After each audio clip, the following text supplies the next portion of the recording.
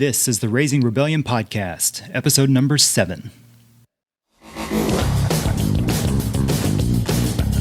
Welcome to the Raising Rebellion Parenting Podcast, where we will explore how to help kids seek purpose and passion, challenge society's expectations, and avoid a standardized life. Now here's your host, Paul H.K.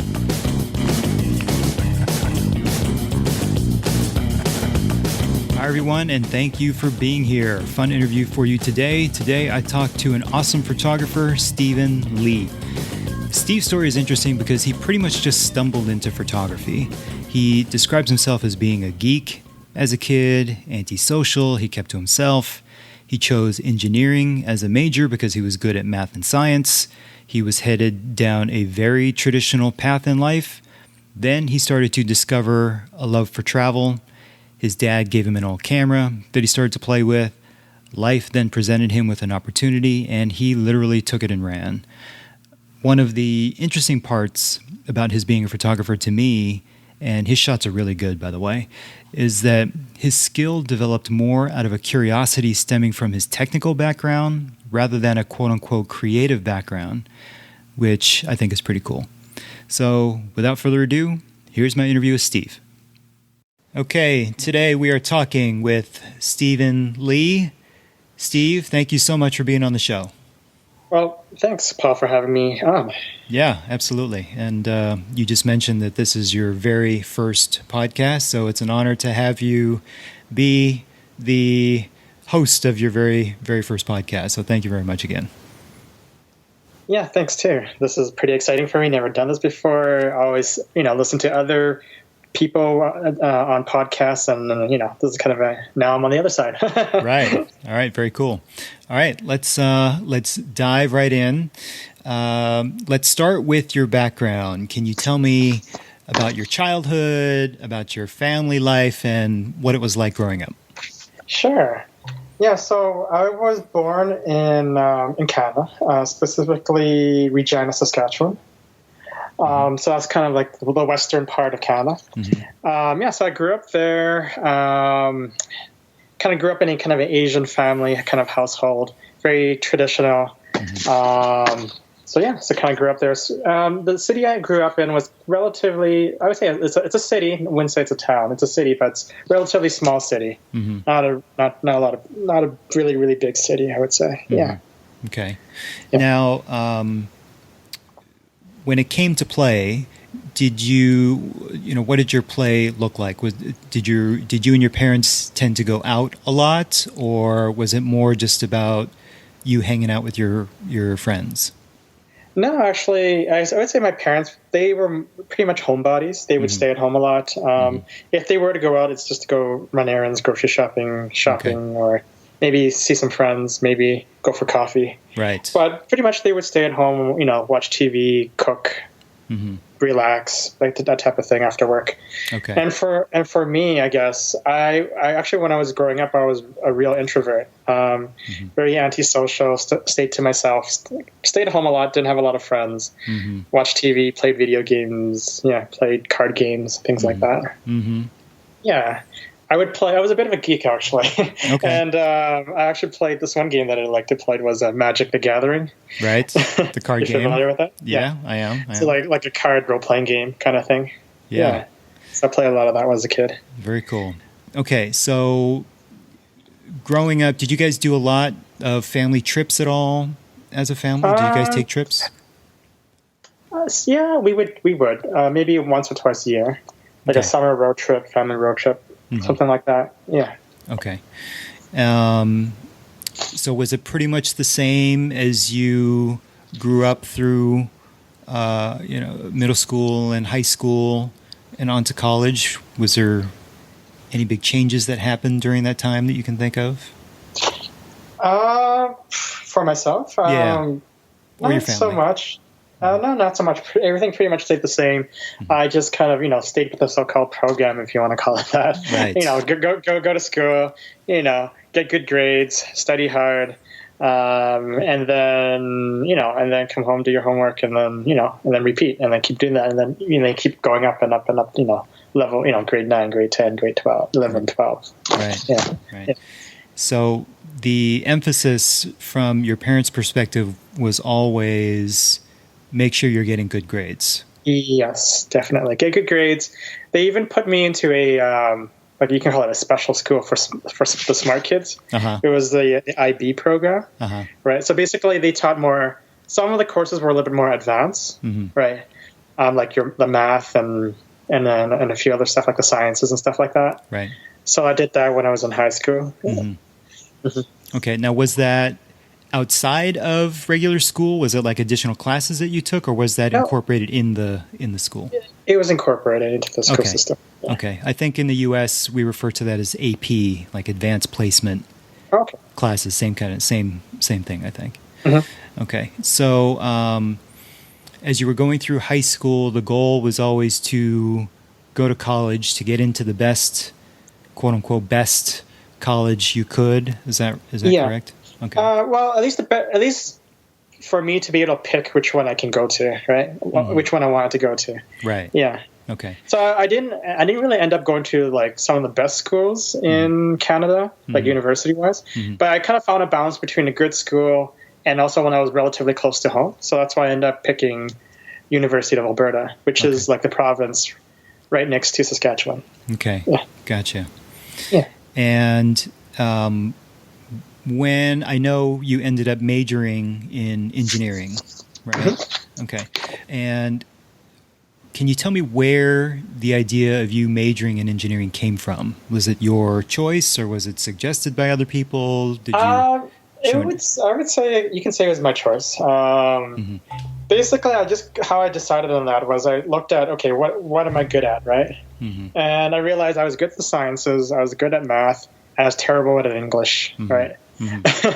Anything written, and arts wasn't really something that I was good at too. Okay.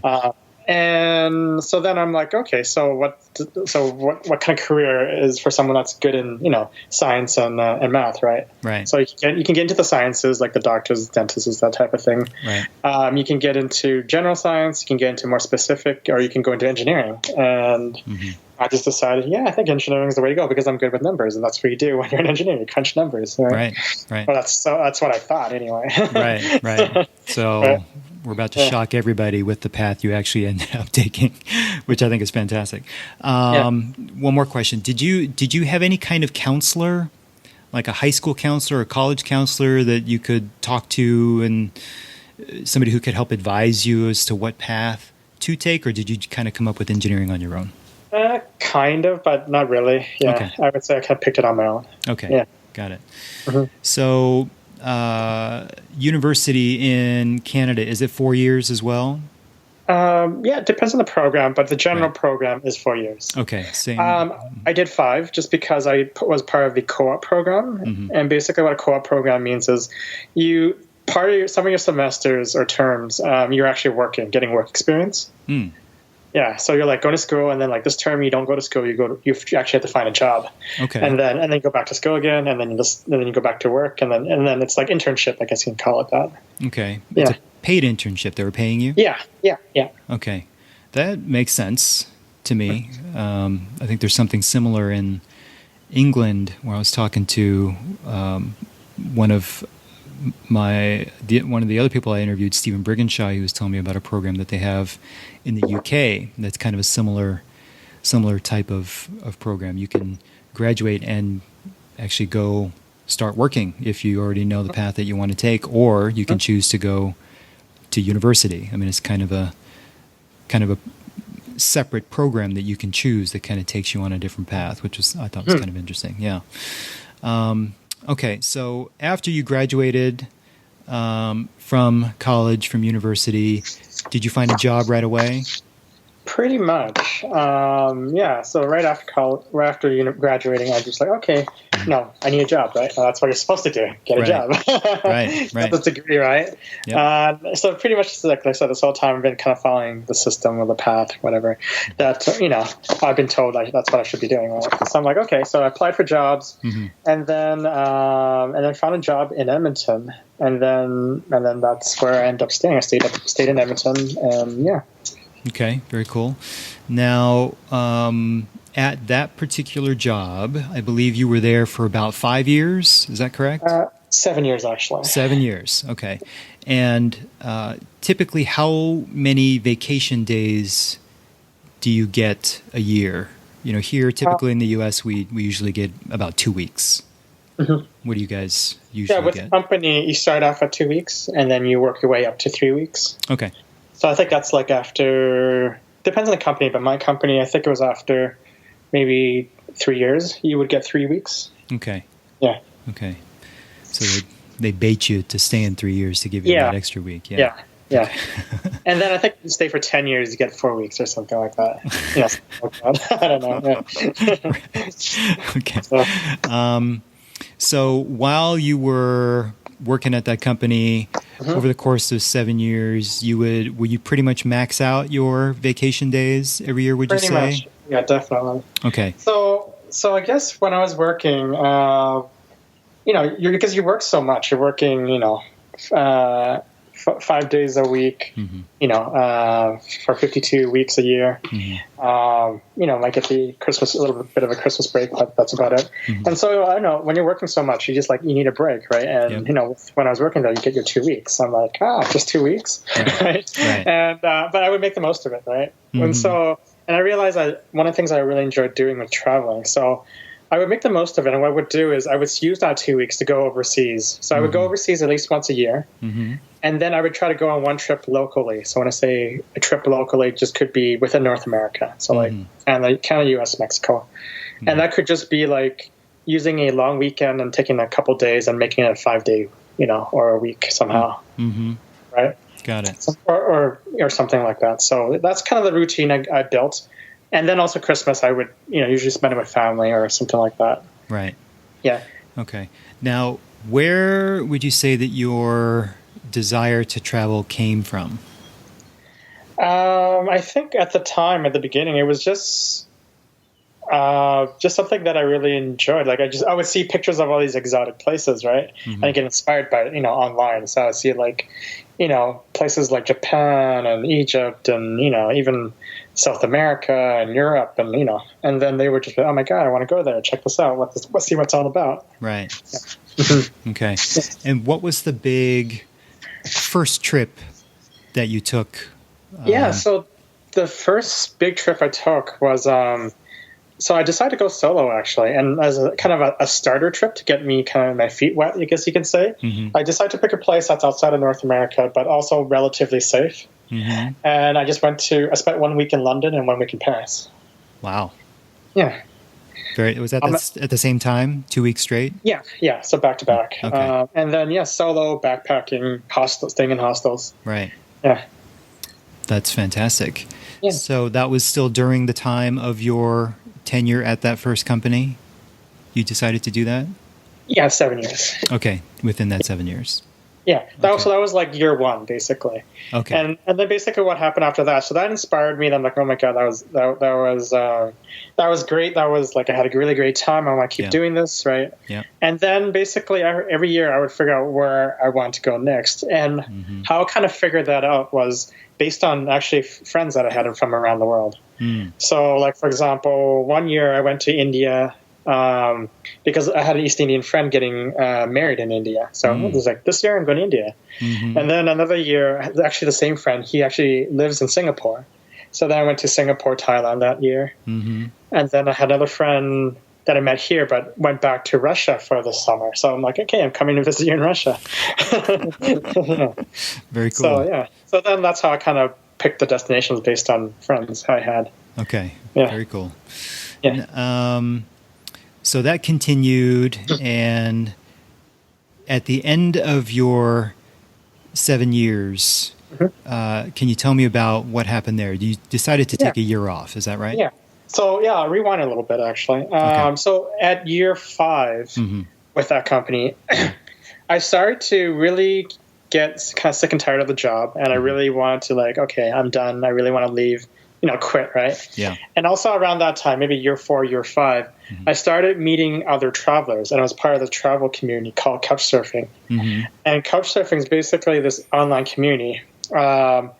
It's online and also in the real world, but it started online. And where it's full of travelers. And basically, concept of couch surfing is you can use it to stay with locals. So you can search for locals in different cities, and then contact them, say, hey, can I stay with you? You can host locals in your own city. So travelers, and let them stay with you.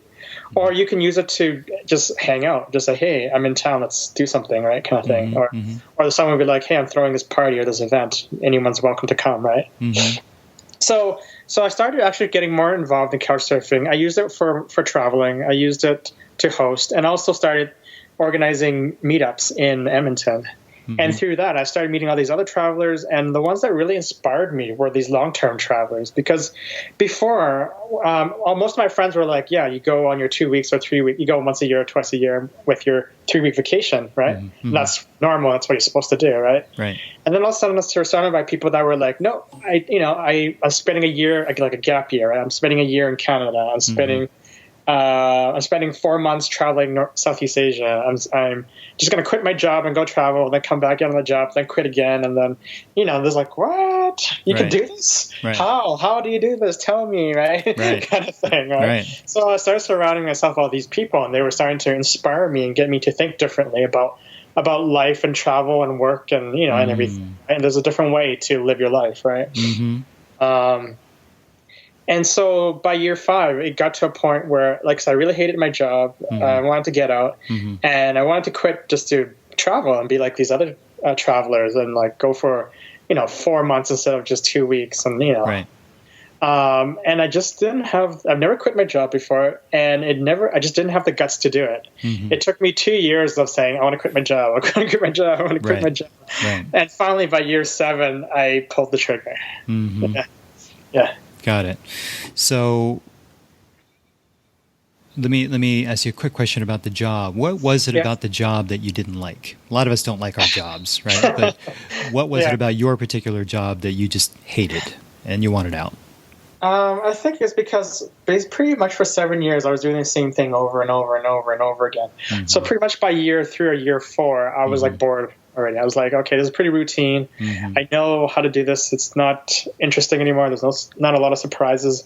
It's a lot of work. Sometimes a lot of stress. It can be stressful. And I felt like, I'm sitting in front of a desk on a computer, being a desk monkey basically, right? Right. just typing away and doing this and taking phone calls and dealing with stuff and then also working for a company I didn't totally believe in, right? Like they do good, they add value to the world and they do good, they do provide a service, but it wasn't something that I really believed in and that I'm like really passionate about, right? And so I wasn't motivated that way to like really help the company grow and make more money. Right. And also, the more harder I work, the more they make, right? Not me, right? Yeah. And so I'm like, so it was a combination of all that and then also just growth. Normally after you've been with a company for a while, you change positions or you move up the chain, right? Right. But when I saw where going up meant was getting into sales and how the life of a salesman actually in the company was you're actually working long hours, over 40 hours. You're on call all the time. You're always picking up your phone even on weekends and evenings. And if there's an emergency and you really care about that customer, then you're going to, drop everything and go help them. Right. Type of thing, right? Yeah. So I'm like, that's not moving up for me. Right. So then I saw no future and I'm like, so I decided basically the way I justified quitting my job was, I'm going to quit my job, travel for a year or take a year off, and then come back and work for another company. So basically, while I'm in between jobs, I'm going to travel. Right. So that's how I justified it. Okay. So you did take a year off and go explore. First of all, how did you support yourself during that year that you took off to travel? So basically, it was two things.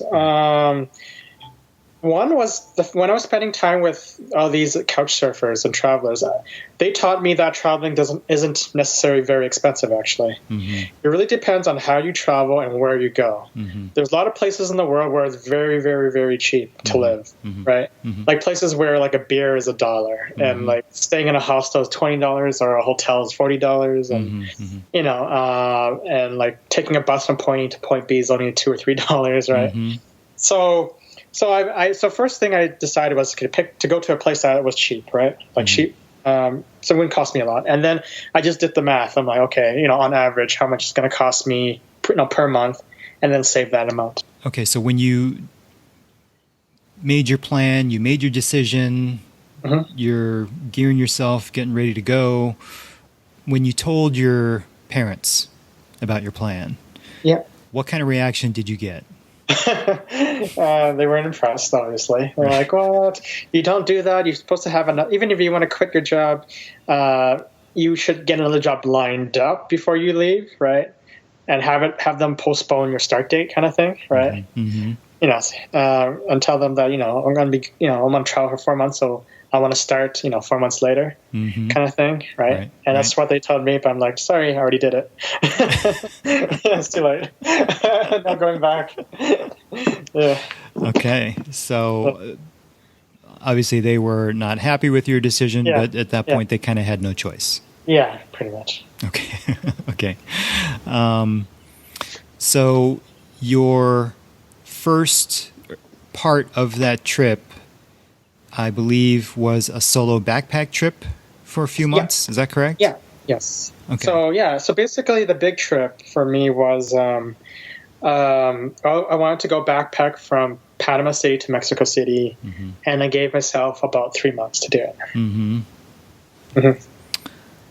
And you just kind of had your plan. You were talking to people. At that point, you were kind of connected in the couch surfing community, so you had some resources on figure out how to do that. And planning wise, pretty much I just kind of looked. I just in terms of schedules, I guess I basically, and I picked 3 months. I was like, okay, I'm gonna spend 2 weeks per country. Basically, was like the schedule I was gonna stick to.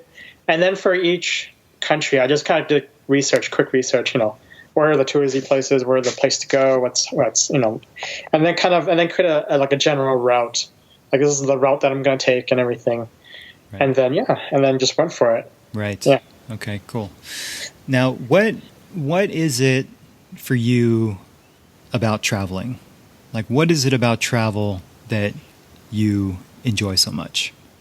I think for me, it's the adventure. When I say the adventure, and it's also my style of traveling, which is not going on a tour, right? Like you pay for a tour or anything on a tour bus, but really backpacking and being on your own and just kind of. And the reason why I love that is because you never know what's going to happen. You can create all these plans, right? But then maybe you meet some especially staying in hostels, you may meet some really interesting people and you learn about them. They have a great story, right? Or you. Go to a place and you realize it's really beautiful. Like, for example, I went to this one place called San Pedro in Guatemala. And my plan was only to be there for 2 or 3 days, and I ended up spending a whole week there because I loved it so much, and it was just so relaxing and so beautiful, right? Or another example, and this is actually one of the highlights of the trip, and I never planned for it, right? But I was flexible enough to allow it for me to experience it. Was I met some Americans that were there for some volunteering, and one of them were like, "Hey, we just finished, doing this. We're this medical, mission, and we're now some of us are staying back to work on another one, right? Basically, we're going to help this orphanage, and there's these 2 Americans, and they're building this orphanage in Guatemala, and we're going to help them with this one specific project, which is going to take a week, right? And it's like, hey, if you're free, come over and check us out, right? And I'm like, sure, why not? So I went to check it out, and then checking it out turned into me staying for the whole project and spending a whole week there building this road. Basically, is what we were working on, this concrete road up to the orphanage. That's amazing. Yeah, so things like that. That's what I love about this, kind of the backpacking style of traveling, is these random encounters and allowing myself to be flexible enough to, to do them and experience it. I'm with you 100%. I'm not a fan whenever I travel. I'm not a fan of tours. Maybe a small little one, like if I think that it might be worth it or it's worthwhile or something's too big, unless I maybe go do a tour, it might make sense. But for me, it's the adventure and it's the meeting of people. Same thing. One of my favorite trips, I went on a backpacking trip for a few weeks in Europe with a buddy of mine, and probably my favorite part about the whole trip was the culture, the backpacking culture, and the meeting, constant meeting of people left and right, and you befriend them so fast because you guys are all traveling together and you're off on different directions the next day. So you connect real quick and you go do something for a day or two, or maybe a little bit more. And then you separate so fast at the same time. So it's kind of the best and worst part about traveling. But oh, definitely. Yeah. And it's not all, and actually along with the you know, this style of traveling and with the whole adventure thing, not all memorable, all these great experiences are positive too. Right. They can also be negative, but at the same time, they make for great stories. Yeah. Totally agree. Yeah. Okay. So you traveled for a full year and... not quite. Okay. Actually, what I did was I spent 3 months in Central America, right? Okay. So that was the backpacking from Panama to Mexico. Then after that, I spent a month up the Northwest Coast, and I actually went to Portland for a special conference, World Domination Summit, actually. Yeah. So I did that, and then after that, I went to up north. So went to like Seattle, Vancouver, Victoria. So I did that. That was about a month, and then I went home. And then actually, and this is something I planned before I went on my big trip backpacking through Central America, was I purposely planned to go to make a trip to Burning Man, actually. And that was something that I really, really, really wanted to go. Heard lots about it, have some really, really close friends that have been there.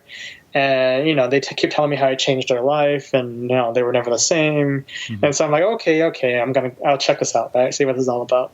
And I went, and yeah, that was definitely, I would say, one of the highlights of my year off, I guess. Yeah. So was it as transformational for you as everyone else was telling you it was for them? Definitely it was. It was definitely an eye-opener. It will change the way you see the world, actually. Yeah. And how so? So what's really interesting about Burning Man is basically they have 10 rules. They're not even rules. They're more like guidelines. And then you also have to follow like the state and federal law, right? So don't break any laws. But beyond that, anything goes. So you have this complete freedom to be your real self. You don't have all of this social expectation on what you should be doing and how you should dress and how you should be acting. So when you have this complete freedom, people become their real self, and you, especially if it's your first time going there, it's a shock to you, right? And it takes you a while to really be comfortable with yourself and to learn about yourself and to realize, hey, actually I like doing this and I don't like doing this. Or I like to dress like this and I don't dress like this, that type of thing. Because nothing telling you how to dress, because everyone is just being themselves and just doing what makes them feel happy, basically. Yeah. And also when you're there's a lot of things that you can try that you normally would be hard to try in the real world, right? And you're like, oh, I always wanted to try that, and then you have an opportunity to try it there. It's kind of like a safe space to try that, right? Like, for example, examples of that would be like, you know, like spiritual stuff, right? So like different types of meditations and yoga and things like that. Things like that. Or even like a lot of times they'll have like people that are working on these massive art projects, and they're like, hey, you want to help us weld, right? As an example, we're building this metal structure, right? Or things like that. Like I said, it definitely will. Well, you know, you will learn a lot about yourself. Like, for example, you'll learn about, for example, with me, I learned that I'm really into hats, right? I love wearing hats, different types of hats, right? And when I was there, one of the big things that they promote is like dressing up, right? I mean, not dressing up, but just like I said, just be yourself. If you want to dress up, wearing hats, if you want to become like a clown, if you want to be a bunny, whatever, you know, then go for it, right? And no one's going to judge you. If that's what makes you happy, right? Right. Yeah. Very cool. Okay, so was Burning Man pretty much the end? It certainly sounds like it might have been one of the highlights. It was definitely the highlights. I did do another trip in January, which was a trip to Ireland, because I have a friend that moved to Ireland. It's actually my Russian friend, actually. She moved from Moscow to Dublin. So I decided to take a trip and see her there. And then pretty much about a month after that, that's when I actually found a job again. Okay. Yeah. And again, that was in your plan, right? You took a year off with the idea that you were going to come back and then get another job, right? Yes. Okay. Yeah. So you got another job, and I'm sure your parents were very happy Yeah. about that, to see you get another job. And about how long did you last in that new job?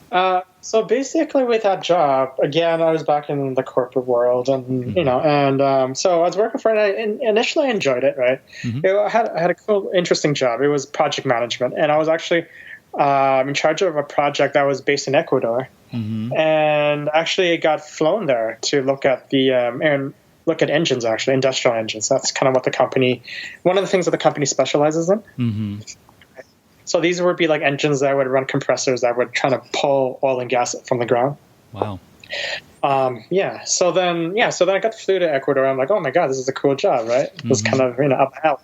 Engineering and traveling, right? Right. It's perfect. Dream job, right? That's what I thought. Right. And then later on, so in our department, there was only 2 engineers. There was a head engineer who had like 10 years of experience in that specific field of engineering. And there was me, the new guy, right? And then he left. Decided to go back to the U.S. He was American. And now all of a sudden I was like, okay, Steve, you're now the new head of engineering. I'm like, what? Kind of thing, right? Yeah. And pretty much what they were doing was they're waiting for this project to be yes or no, for them to say yes or no to the project. And I think their plan was if they said yes, I would be back on the project, and then they would hire someone to be the head of engineering. And then all of a sudden the economy crashed, and oil prices went down, and also they forgot that they hired this guy from South America, another engineer, 2 years ago. And then it took them 2 years for all the paperwork to go through. And he actually had more experience in this field. And so actually this whole time before he showed up, while I was working for this company, waiting for this project to be saying yes or no, I actually started to not really enjoy my job anymore. There would be days where I would be like spending 2 or 3 hours on the internet, like on the computer, surfing the internet, reading photography articles and checking my emails and things like that. And I was like, I have some work to do, nothing, super urgent. I'm like, I could do work, but I don't really want to do work. Right. And so there was a lot of days like this. And after a while, I started to realize, I think I need to quit, right? This is not good when I'm spending so much time doing other stuff, right?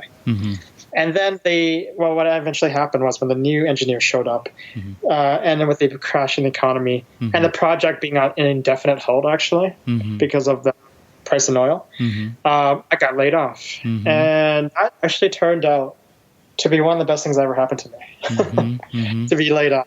Yeah. Yeah. Not the first time that I've heard that, myself included. A lot of times getting laid off gives somebody almost the permission to go and seek something out that they really want to do, which I think is great. Good and bad. I think it's great that the decision is made for you, but bad in the sense that it took something like that in order to propel somebody to go do that, which I think is unfortunate about us as human beings and living in societies that frown upon people going to seek out what they want to do, and they make it a lot tougher for people to go do that. And but great that it turned out well for you. Now, you mentioned before you got laid off there that you started to look at photography articles online, and were you? Because that's what you're doing now. You're a photographer. Yeah. An amazing photographer. But where along the lines did you become interested in photography? Yeah, so I actually have my dad to thank for that. Okay. What happened was, this was actually maybe both. So this would have been maybe around when I was still with my first job. Okay. So maybe in year 6 or year 7. Okay. He just gave me his old DSLR. It's like, and he's like, yeah, I just upgraded, got this new fancy DSLR, and I have this old one, and I'm not doing anything with it. Here you go, it's yours. I'm like, okay, cool. So then I started playing around with it, didn't know what I was doing, and then this is like around the era where point and shoot cameras were still really popular, right? And so then I was playing around with it, and then I also had a point and shoot camera. And then after a while, I just didn't like it because I felt it was very bulky, and it couldn't fit in your pocket. It was very portable, and I'd rather just carry around my point and shoot and just take pictures with it. And actually, that's what I used for my trip through Central America, was just my point and shoot. And so then it just sat in the closet collecting dust. And then after I got back from my trip, I decided I want to try it again and just pick up photography again. So I took it out again, right? And I'm just like, and this time what was different was I just goofed around with the camera and just turned the dials, to different settings, not knowing what I was doing and noticing all these weird numbers, changing and stuff. I'm like, okay, whatever. And just start clicking away. It's digital, right? So it's not going to cost you anything. And then after I just looked at the pictures on my computer after, I'm like, oh my God, that's so cool. Like all these weird effects and stuff. And so that's what got me more curious. And I started slowly Googling everything, right? I was like, what does A mean? P mean? What does this mode mean? What does this number mean? And kind of started to slowly educate myself on the camera. Yeah.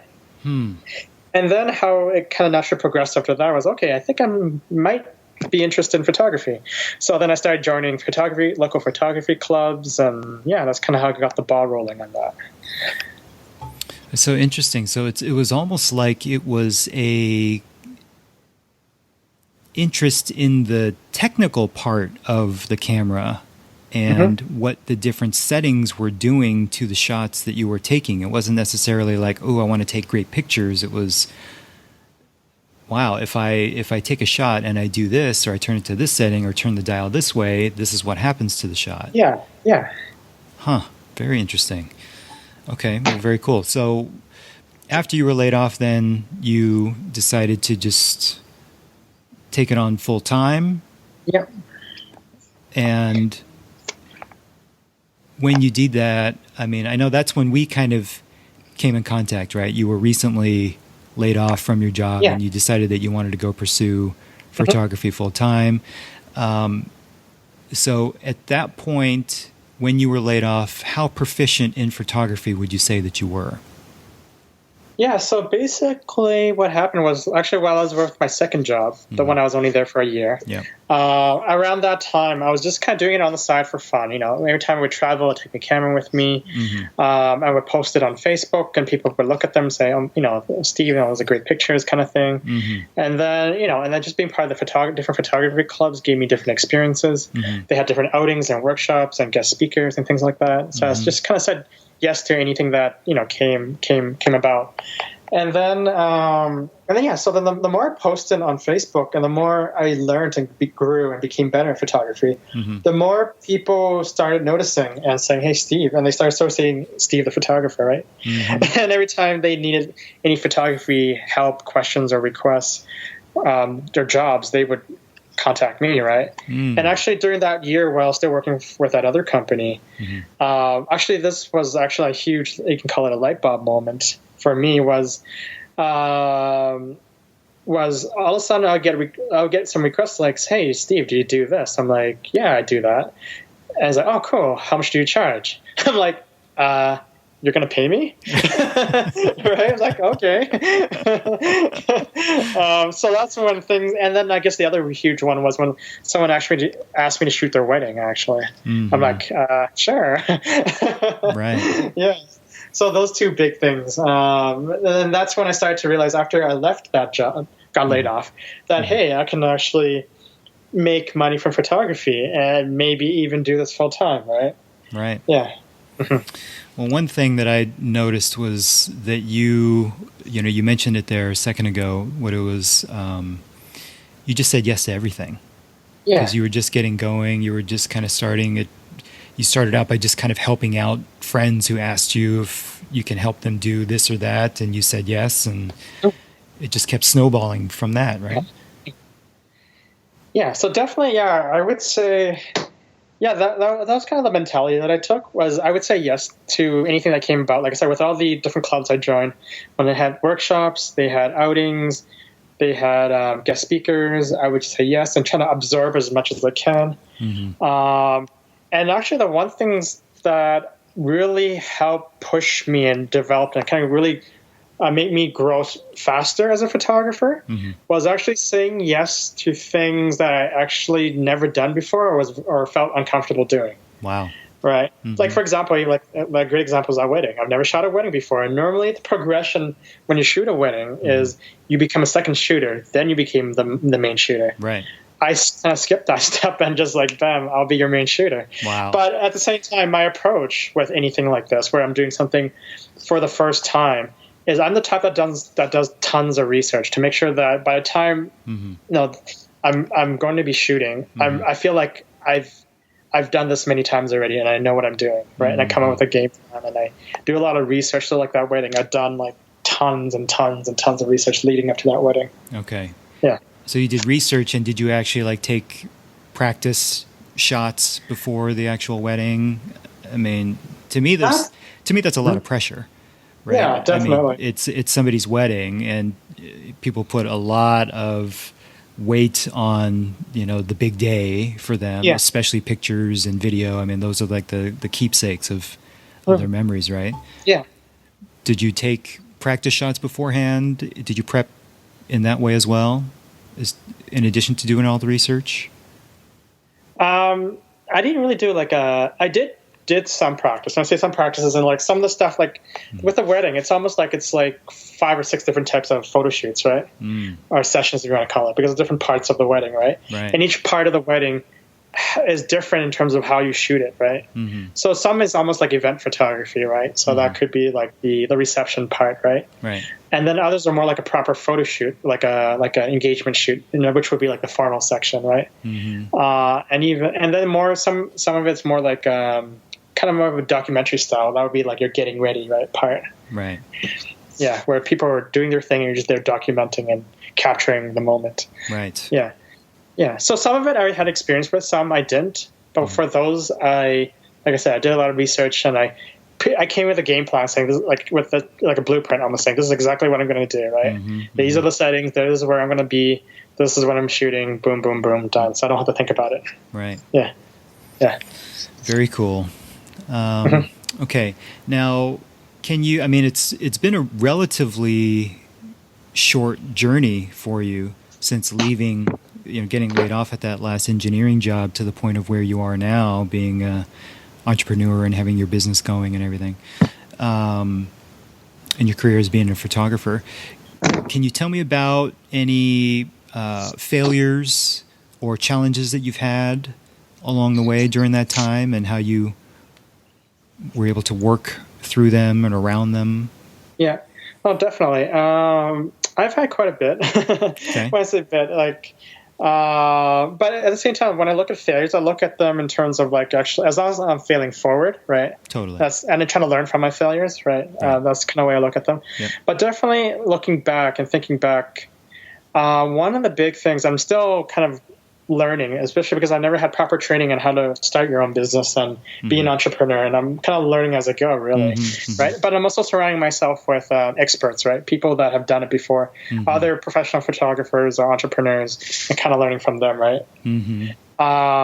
But basically, I would say the big thing for me was learning how to run a business, and all the things that's involved with it, right?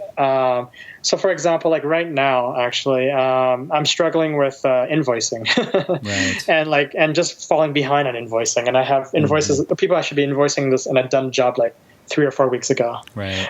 Right. And I don't have like a proper invoicing software, which now I do. Well, I know which one I'm going to use, and I'm going to be implementing it soon.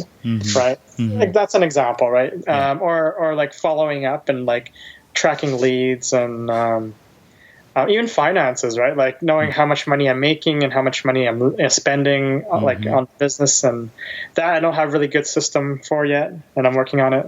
Right. Yeah. Right. Things like that. Okay. Well, it sounds like you're just, to me, I think what it is, failure is the bad word. We hear a lot about failure these days, and fail faster and, fail as fast as you possibly can in order to learn as fast as you possibly can. But I agree, failure is a mandatory part of the process. You have to go through it. Yeah. And I think the key that I see in you is that you're aware of the struggles, the parts that you're maybe not so good at, or you don't particularly care the most about. But those are all things that you're addressing because you are aware of them and they're in the back of your mind. So you know that you got to do them. Yeah. Definitely. Okay, cool. So you mentioned that you are, you have kind of a community around you that helps you in building your business. Mm-hmm. Do you feel like you have had any mentors that have helped you along this path, whether they be on the business side or the photography side, and they could be real people or? Mm-hmm. Yeah.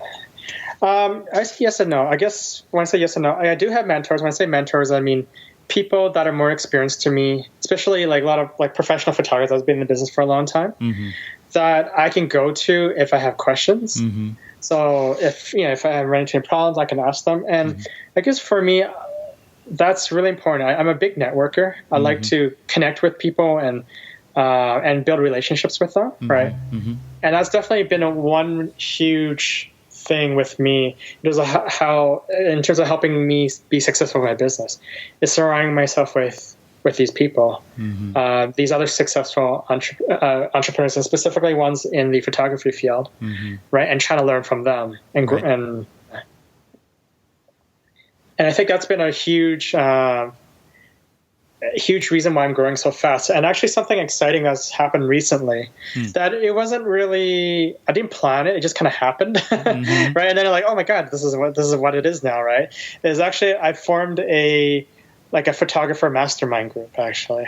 Very cool. Initially it was just, hey, I want to, meet like just once a month, hang out with some full-time photographers and just talk about photography and the business side of it. And just, just whatever, just talk about and just, just chat and get to know each other, that type of thing. And then all of a sudden it became this core group that we have now. It's a group of 5 that we meet now once a month and we talk about photography business and we help each other. We talk about like the business side of it, like ways to make more money or different strategies or how to make your business more efficient. Or if you run into any problems, if we can help you with anything. And that, like, we just started, but this is pretty exciting, like the potential for this group and how it's going to help all of us actually. Absolutely. And really smart. Yeah. You mentioned that it just kind of happened. I don't think that just kind of happened, Steve. It's a progression of where the path that you're on, and you made that happen. And you're not just helping yourself, but you're helping others as well. So I think it's a great thing. Very nice. So going back to your parents, how do they view you at this point in time today? And they see everything that's going on and everything you're doing. Do they know everything that you're doing and you keep them updated? And what's their take on it as of today? Okay, so you might be surprised, or maybe not. Yeah. Especially having Asian parents. Right. But my parents, I haven't actually told them I've left my job. What? It's for real. Are you serious? Yeah. Oh my gosh. They think you're still in the engineering job. Yeah. And there's a reason for this. For those that have Asian parents out there, you'll understand why. I do. I totally get it already. But yeah, please go ahead. Okay. So basically, the reason why I did this is because I already know if I told them that I quit my job, right, and pursuing entrepreneurship, right? Yeah. They are all about security, right? Security is huge, right? Financial security, right? Absolutely. They're always like, get a job, get a good job. Yeah. One that you'll stay there for 20 years or 30 years, and then get a pension, retire, blah blah blah. Right. It comes from a very good place. It comes from a very positive, good place, right? For sure. Yeah. Never do anything risky. Don't be an entrepreneur because your income's going to go up and down and left and right. Right. And you never know if one day you could be eating mac and cheese, another day you can actually eat out, and That's right. that type of thing, right? Yep. So never quit your job. If you're gonna be an entrepreneur, do it on the side, and just grow it slowly.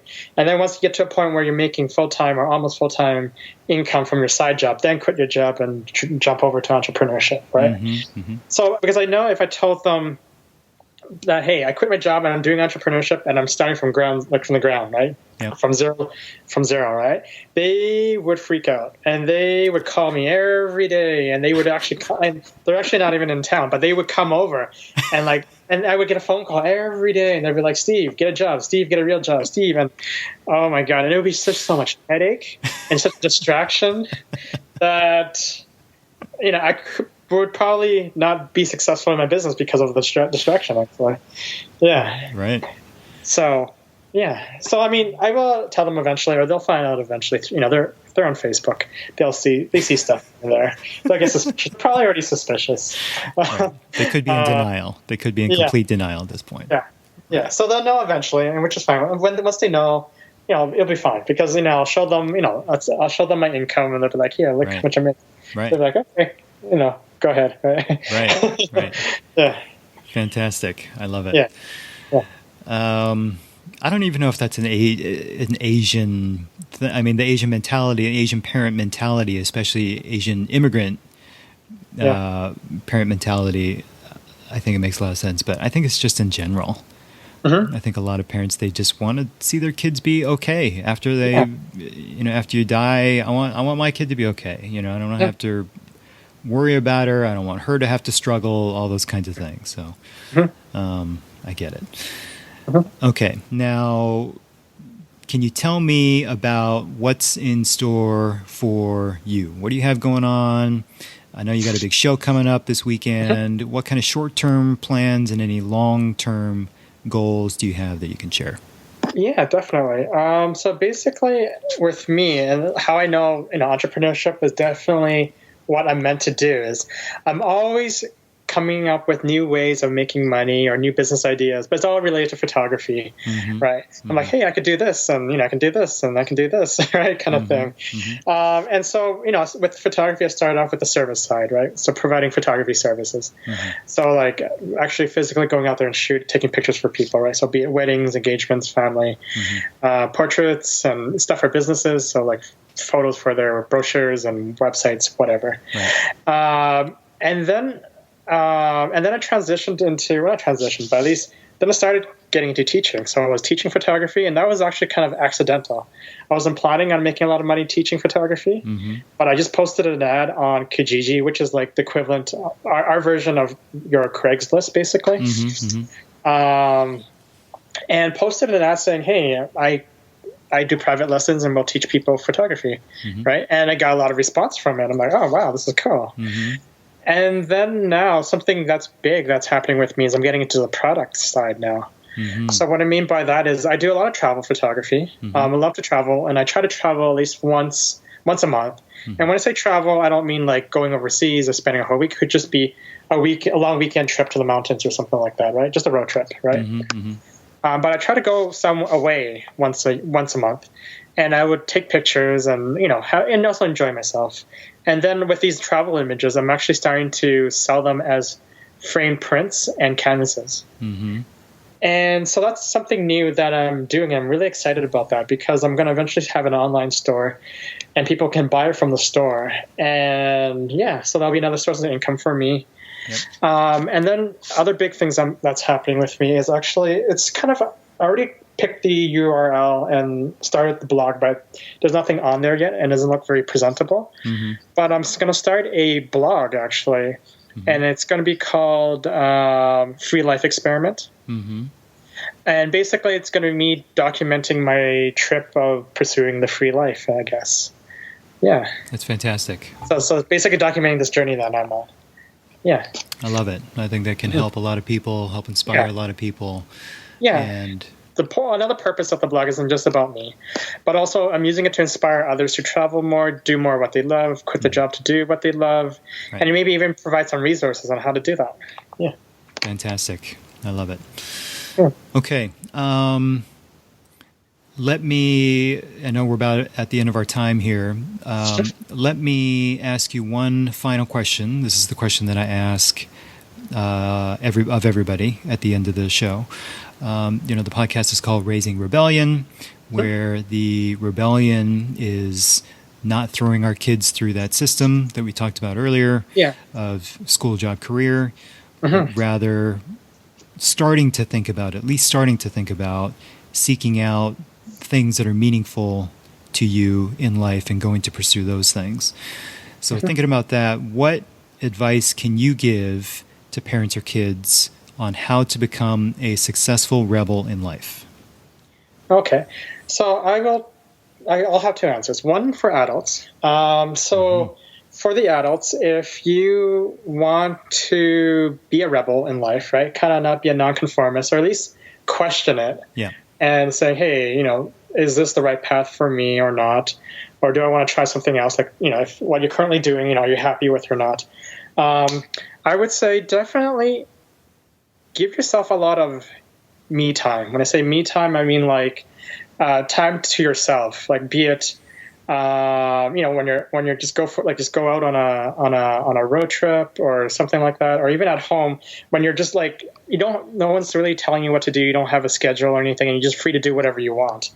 So in those moments, really notice what you gravitate to, right? Kind of like, hey, I really like enjoying this or this. Like, hey, I really love to draw, or I really like to paint, or I'm really happy when I am, I don't know, building cars or something, right? Or fixing cars or things like that. Pay attention to that and write it down, or make a note of it somewhere, and then try to do more of it, actually. And if this keeps happening over and over again, you really get excited when you do it, or you really makes you really happy, then you might want to consider something, actually doing this, do more of it, and then maybe eventually this is something you could do, part-time or full-time, if this is something that you can translate into something that you can make money from, if that's something that you want to do. Right. Yeah. So, but definitely listen to yourself, I think, is a big thing. And like I said, the best way to do that and learning more about yourself, and the best way to do that, I found, is, like I said, is when you're free from distraction, right? And that's really the big thing, this distraction. Like, be it, phone calls, emails, people telling you what to do, or you have a schedule, you need to go here, go there, do this, do that, right? When you don't have these distractions, and like I said, one of the best ways is just go on a day trip somewhere, or something like that, or just get out of the house and go for a walk. Right. Listen to that, and then also, if you notice this is something that you really want to do, or really want to pursue, or look more into, then the next step is really take action, and maybe join a club where you do this, or surround yourself with people that are doing this, right? Like for me, with the travel and join the couchsurfing community, right?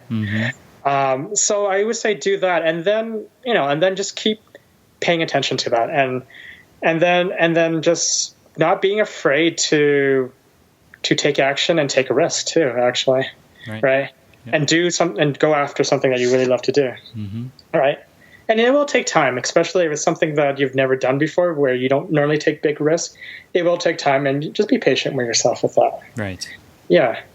And then I would say my answer on the kids side, so like if you're raising kids, and trying to help them be more rebellious, if you want to call it, or at least kind of, want kind of what's best for them. I would say definitely let them have freedom. Let them try different things, and experience different things, and really listen to them. Right? If they're like, "Hey, I really want to do this," or "I really love to do this," or "I want to do more of this," like for whatever it is. Like maybe they're really into hip hop dancing, or they're into painting, or they're into they want to volunteer at a charity or something like that. Pay attention to that, and really let them do it, actually, and see what happens, right? Yep. And keep an open mind, right? And I think that would be the best thing for your kids. Yeah. And help them develop those, like put them into classes of like, hey, I really want to try hip hop, and put them in a hip hop class or something like that. Yeah. Fantastic, all fantastic pieces of advice. Okay, where can people find you online if they want to find out more about you and about what you do? Sure. So you can check out my photography page, which is just www.stevenleephotography.com. So that's Steven, STEVEN, LI, photography.com. And then also pretty much, probably by the time this podcast is released, I'll have my blog set up, and that would just be either freelifeexperiment.com or thefreelifeexperiment.com. Okay. Yeah, I'm not sure which one is right now. Okay. Well, I'll definitely have the links up in the show notes on our website as well, so people can reference it there. Okay, Steve Lee is an incredibly talented, amazing photographer and entrepreneur. Fantastic story. Who wants to change your life with photography.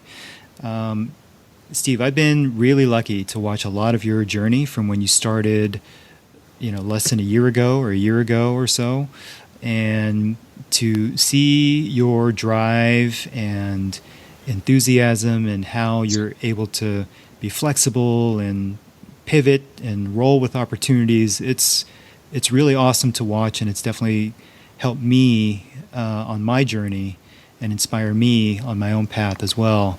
So really cool to know you and to watch you go down your road. So thank you very much, and I'm really looking forward to seeing your next moves. Oh, thanks. And yeah, congratulations on everything you've done too. You've came a long ways since I first met you too. Yeah, no thanks. I wish I could take pictures as well as you, but I'm not even close to that. But okay. Well, thank you. Again, thank you very much for taking the time to be here today. Truly appreciate it, and we'll talk very soon. Yeah, for sure. Thanks. Okay. Bye.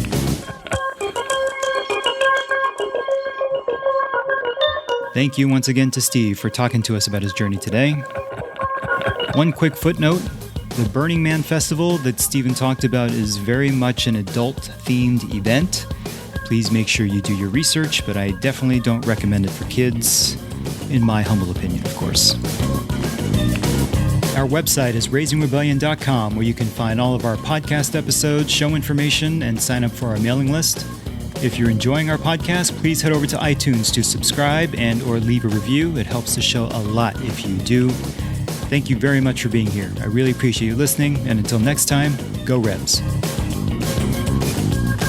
The revolution will not be standardized.